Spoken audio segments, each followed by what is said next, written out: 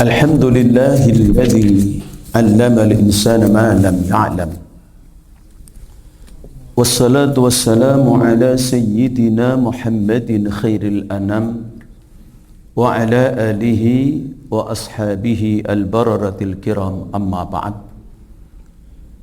Segenap pengurus Masjid Al-Ahnaf yang ada di lingkungan Waskita Karya, bapak-bapak, ibu-ibu, jamaah salat duhur Masjid Al-Ahnaf rahimakumullah. Pada kesempatan siang hari ini, di tengah-tengah kita istirahat, mari kita luangkan waktu sejenak untuk menuntut ilmu, mendengarkan hadis-hadis baginda Rasul sallallahu alaihi wasallam dari kitab Mukhtasar Sahih Al-Bukhari lil Imam Abil Abbas Ahmad Az-Zubayti, anna Allah yanfa'una min barakatihi fid daraini amin.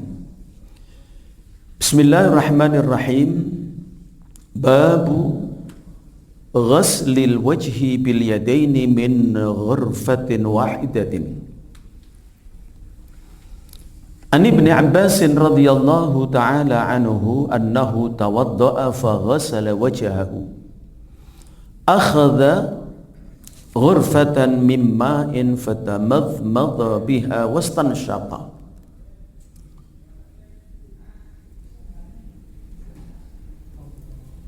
ثم أخذ غرفة من ماء فجعل بها هكذا أضافها إلى يده الأخرى فغسل بها وجهه ثم أخذ غرفة من ماء فغسل بها يده اليمنى ثم أخذ غرفة من ماء فغسل بها يده اليسرى ثم مسح برأسه ثم أخذ غرفة من ماء فرش على رجله اليمنى حتى غسلها ثم أخذ غرفة أخرى فغسل بها يعني رجله اليسرى ثم قال هكذا رأيت رسول الله صلى الله عليه وسلم يتوضأ. Para jamaah rahimakumullah, bahwa materi kita sekarang adalah tentang wudunya Rasulullah. Ini sudah kita amalkan, ini sudah kita lakukan, tapi kita kembali melihat hadis-hadis Nabi yang menjelaskan tentang amaliyah yang sudah kita lakukan ini. Dari Ibnu Abbas, semoga Allah meridai beliau, sesungguhnya Ibnu Abbas satu saat wudu, lalu beliau mengusap wajahnya. Akhadha gharfatan min ma'in fatamadmada biha wastanshaqa. Beliau mengambil air, kemudian digunakan untuk berkumur. Setelah itu beliau wastanshaqa, lalu beliau menghirup air ke hidung. Jadi para jamaah sekalian, dalam riwayat ini Ibnu Abbas mengambil satu air itu untuk kumur dan sekaligus untuk menghirup air hidung. Jadi air yang digunakan untuk kumur sekaligus air yang digunakan untuk apa? Menghirup air hidung. Setelah itu wastansyara, tentunya dia keluarkan itu air yang ada di hidung. Setelah selesai, thumma akhadha gharfatan min ma'in faja'ala biha hakadha adhafa ila yadihi al-ukhra faghasala biha wajhahu. Kemudian Ibnu Abbas mengambil air kembali. Kemudian air tersebut diletakkan di tangannya, lalu beliau basuh wajah beliau. Summa akhadha ghurfatan min ma'in faghasala bi yadahul yumna. Ambil air lagi, air baru. Jadi mengambil air baru lagi, bukan air yang tadi. Kemudian air itu digunakan untuk membasuh tangan kanan. Jadi airnya air baru.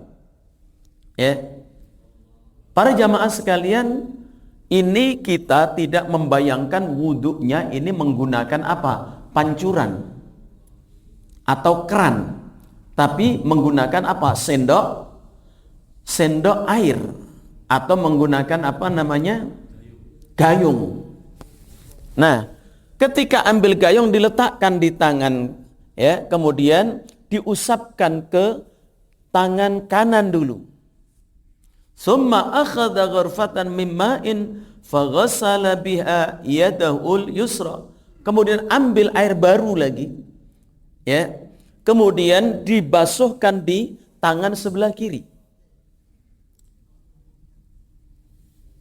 Summa masaha bi ra'sihi. Kemudian beliau mengusap kepala beliau. Summa akhadha ghurfatan min ma'in. Kemudian beliau mengambil, ya, satu, ya, gayung daripada air, farasha ala rijlihi al-yumna summa ghasalahu. Kemudian dituangkan di kaki sebelah kanan, kemudian diratakannya. Summa akhadha ghurfatan ukhra faghasala biha yakni rijlahul yusra. Kemudian mengambil air, satu gayung lagi, lalu dibasuhkan di kaki sebelah kiri. Summa qala, kemudian Ibnu Abbas berkata, hakadha ra'aitu Rasulullah sallallahu alaihi wasallam yatawadda. Beliau katakan, beginilah wudhunya Rasulullah. Dalam wudhu ini Ibnu Abbas tidak menjelaskan untuk, yaitu mengusap dua telinga. Ini menandakan bahwa mengusap dua telinga itu adalah hukumnya sunnah. Sehingga di sini beliau tidak menyertakan dalam wudhunya beliau yang dikatakan inilah cara wudhu Rasulullah. Itu beliau tidak, ya kan, mengusap kedua telinganya. Para jamaah rahimakumullah, di sini Pak ada kata-kata summa akhadha ghurfatan mimma'in farasha ala rijlihi. Dia ambil air, kemudian rasya, Pak, ya kan, itu artinya meneteskan. Maka ada orang yang salah faham, Pak. Dia wudhu, ketika dia membasuh kaki cukup ditetesin. Jadi air itu di kakinya cukup ditetesin. Jadi tidak dibasuh keseluruhan, cuma ditetesin. Tentu ini pemahaman yang tidak pas. Makanya kenapa nggak pas? Nabi saja wanti-wanti, ya, wailun lil aqabi minan nar. Apa kata Nabi? Celaka, ya, daripada tumit, sehingga orang itu masuk ke dalam api neraka. Tumitnya ketika wudhu tidak dibasuh dengan air. Artinya apa? Wudhunya nggak sempurna. Sehingga akhirnya menjadikan, karena wudhunya nggak sempurna, ya, apa yang dibasuh sehingga akhirnya nggak sah. Kalau wudhunya nggak sah, berarti apa? Sholatnya juga nggak sah. Maka urusan ibadah ini harus betul-betul teliti. Para jamaah rahimakumullah, babu ma yaqulu indal khala. Berikutnya adalah hadis yang menjelaskan tentang masuk ke WC.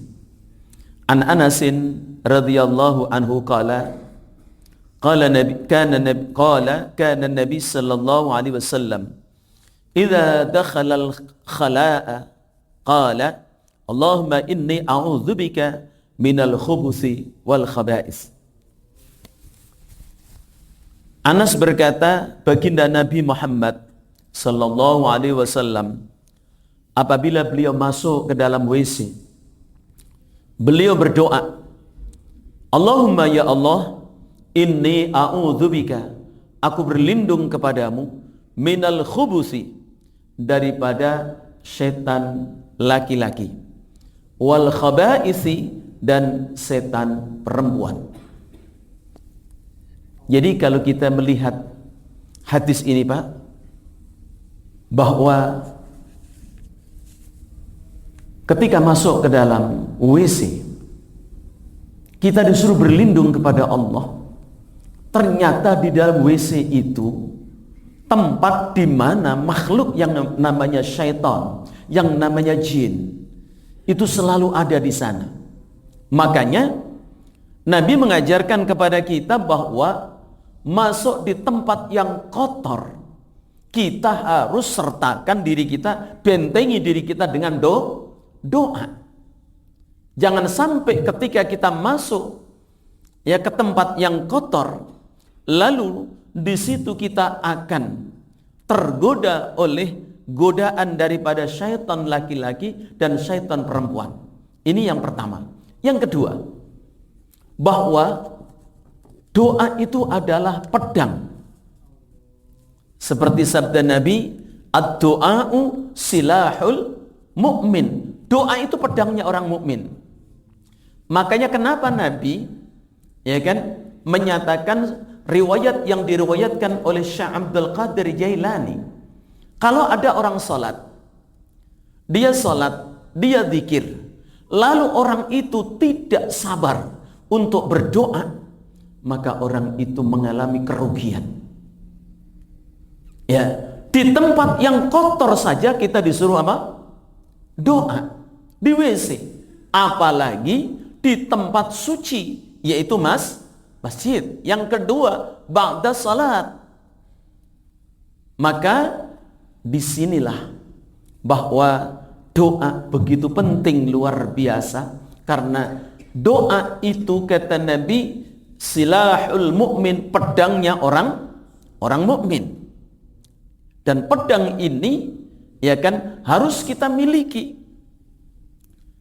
Kemudian selanjutnya bab wad'i al-ma' indal khala, meletakkan air yaitu di WC. An Ibnu Abbas radhiyallahu anhu anna an-nabiy sallallahu alaihi wasallam dakhala al-khala'a faqala fawada'tu lahu wudu'an faqala man wada'a hadha fa ukhbira faqala Allahumma faqihhu fid din. Dari Ibnu Abbas, semoga Allah meridhai beliau, sesungguhnya Nabi sallallahu alaihi wasallam masuk ke dalam WC. Qala, Nabi bersabda, fawada'tu lahu wudu'an, aku letakkan air di dalam WC itu, kata Ibnu Abbas. Jadi ketika Nabi masuk ke dalam baitul khala atau WC atau toilet, maka Ibnu Abbas meletakkan air ke dalam WC itu. Faqala, Nabi bertanya, man wada'a hadha, siapa yang meletakkan air ini? Fa ukhbira, maka aku beritahukan yang meletakkan aku. Faqala, maka Nabi bersabda, dan sabdanya berbentuk doa, Allahumma faqihhu fid din, ya Allah, berikanlah pemahaman kepada Ibnu Abbas terhadap persoalan-persoalan agama. Masya Allah Pak. Nabi khusus mendoakan siapa? Ibnu Abbas, agar Ibnu Abbas ini diberikan oleh Allah futuh, hatinya terbuka untuk memahami daripada ajaran-ajaran agama. Dan doa Nabi terbukti. Ibnu Abbas ini, di samping beliau alim syariat, beliau juga alim terhadap Al-Quran. Ya, makanya Pak, doa itu penting sekali.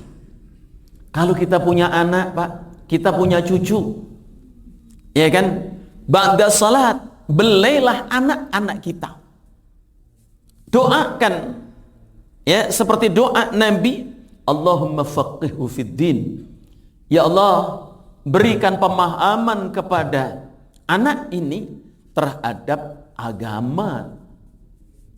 Doakan pagi-pagi Pak, anak kita mau berangkat sekolah, salaman sama kita, pamitan sama kita, atau mungkin pamitan sama istri kita, kasih tahu kepada istri kita untuk mengiringi keberangkatan anak kita ke sekolah dengan doa yang pernah Nabi ajarkan kepada, yang Nabi pernah doakan kepada Ibnu Abbas. Allahumma faqihhu fid din. Ya Allah, berikanlah pemahaman kepadanya tentang ajaran syariat agama. Karena apa? Doa yang khalisan mukhlisan liwajhillah, doa dari orang tua yang tulus, doa yang bersih, doa yang suci dari orang tua kepada anak, begitu luar biasa dahsyatnya. Ya, luar biasa dahsyatnya.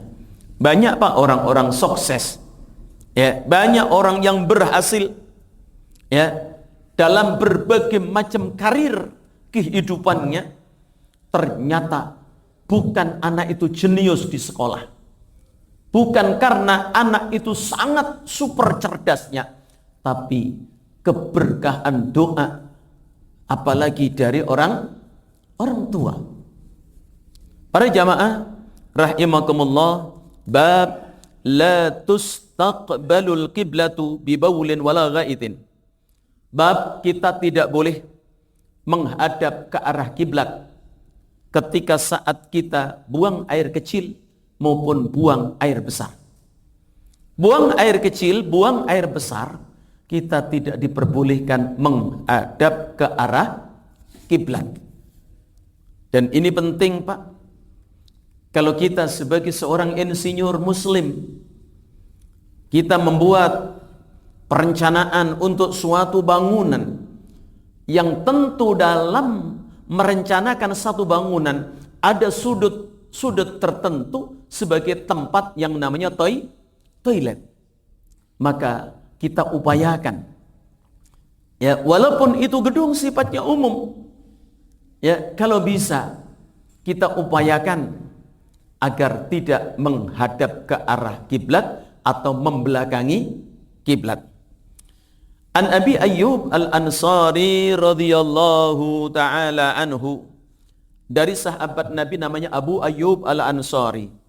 Abu Ayyub Al-Ansari ini Pak adalah sahabat Ansor, penduduk Madinah, yang ketika Nabi hijrah ke Madinah, tanahnya, ya, tanah beliau ini yang sekarang ini menjadi Masjid Nabawi, itu dulu adalah milik sahabat Nabi yang bernama Abu Ayyub Al-Ansari. Qala Rasulullah sallallahu alaihi wasallam, bersabda baginda Rasul sallallahu alaihi wasallam, idza ata ahadukumul ghaita, apabila salah seorang di antara kalian, ya, buang air besar, fala yastaqbilil kiblata, jangan menghadap ke arah kiblat, wala yuwalliha dhahrahu, dan juga jangan membelakangi arah kiblat, akan tetapi syarriku au gharribu, menghadaplah ke arah ke timur atau menghadaplah ke arah barat. Para jamaah rahimakumullah, hadis ini tentu kita tidak bisa membaca secara literal. Nabi sampaikan ini ada di Madinah. Madinah itu posisi, ya, dengan Mekah ada di sebelah mana? Madinah dengan Mekah ada di sebelah mana? Bukan di sebelah timur, bukan di sebelah barat. Kalau kita di Indonesia, ya, Indonesia ini adalah sebelah timur dari mana? Dari Mekah. Makanya kalau kita menghadap ke barat, artinya itu kita menghadap kemana? Ke arah kiblat. Padahal ini perintah Nabi, syarriqu, menghadaplah ke arah timur. Al-gharribu, menghadap setelah ke arah barat. Karena ini adanya Rasulullah saat itu ada di mana? Ada di Madinah. Tentu ya, kalau Madinah ini kan ada di selatan. Berarti ya kan, kita kalau di Indonesia ya bukan syarriqu au gharibu ya, tetapi syamilu, menghadaplah ke arah selatan ya, atau menghadap ke arah utara. Jadi para jamaah, arah kiblat ini betul-betul mulia, Pak. Mulia. Makanya kalau tidur saja, Pak, kita tidur ini dilarang kaki kita, kalau orang dulu bilang namanya mancal kiblat. Jangan kaki kita ini ada di arah kiblat. Karena apa? Menghormati yaitu Ka'bah Baitullah yang ada di arah kiblat, arah barat. Makanya sama, kalau kita ini sebagai seorang insinyur muslim membuat rumah, maka kalau bisa usahakan tempat tidurnya jangan madep ke arah kakinya itu ke arah barat. Bikin selatan dan utara. Lebih bagus kepalanya ada di arah utara. Sehingga lambung sebelah kanan ketika kita tidur itu menghadap ke arah kiblat. Ya. Jadi kita duduk, ya, kita tidur. Ya, kalau bisa kaki ini jangan diarahkan kemana? Ke arah barat atau ke arah kiblat. Ya. Inilah yang Nabi pesankan kepada kita, dan ini adalah merupakan pelajaran yang sangat manfaat dan berharga buat kita semuanya dalam kehidupan ini. Para jamaah rahimakumullah, An Abdullah bin Umar radhiyallahu anhu qala, diriwayatkan dari Abdullah bin Umar, beliau berkata, sesungguhnya orang-orang berkata, idza qa'atta ala hajatika, kalau engkau jongkok untuk menunaikan hajatmu, buang air, fala tastaqbilil qiblah, jangan menghadapkan ke arah kiblat, ya, wala baitul maqdis, dan juga jangan ke arah Baitul Maqdis. Fa inirtaqaitu yawman ala dhahri baitin lana faraitu Rasulullah sallallahu alaihi wasallam labinataini mustaqbila Baitul Maqdis lihajati. Rupanya Abdullah ibnu Amr ini satu saat melihat Rasulullah, ya, menginjak kedua kakinya di tempat buang hajat itu menghadap ke arah Baitul Maqdis karena hajatnya.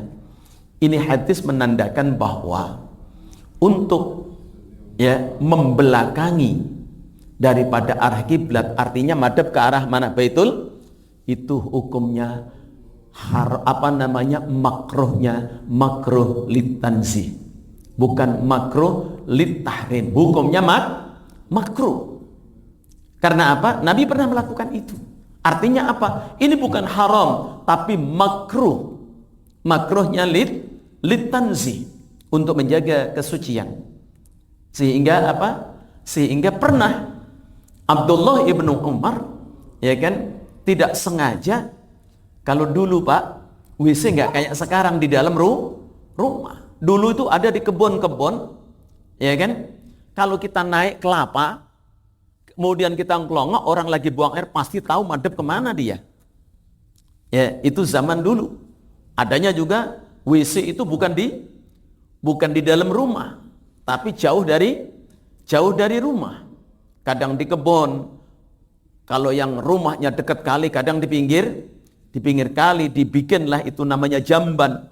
Ya, karena apa? Tentu era seperti sekarang dengan dulu jelas beda. Para jamaah rahimakumullah, inilah taklim kita pada kesempatan siang hari ini. Semoga bermanfaat bagi kita sekalian. Amin ya rabbal alamin. Bismillahirrahmanirrahim. Allahumma salli wa sallim wa barik ala sayyidina Muhammad wa ala ali sayyidina Muhammadin sayyidil awwalin wal akhirin wa radhiyallahu ta'ala an kulli sahabati Rasulillah ajma'in. Alhamdulillah rabbil alamin. Hamda yuafi ni'amahu wa yukafi mazidah. Ya Rabbana lakal hamdu kama yanbaghi li jalali wajhikal karim wa li 'azimi sultanik. Allahumma inna nas'aluka fahman nabiyyin wa hifdzal mursalin wa ilhamal malaikatil muqarrabin. Allahumma anfa'na bima 'allamtana wa yanfa'una bima 'alimna wa dhakkirna ma jahilna bi rahmatika ya arhamar rahimin. Rabbana iftah bainana wa baina qaumina bil haqqi wa anta khairul fatihin. Rabbana atina fid dunya hasanah wa fil akhirati hasanah wa qina adzaban nar. Wa sallallahu ala sayyidina Muhammadin wa ala alihi wa sahbihi wa sallama walhamdulillahi rabbil alamin. Lebih kurangnya mohon maaf. Wassalamualaikum warahmatullahi wabarakatuh.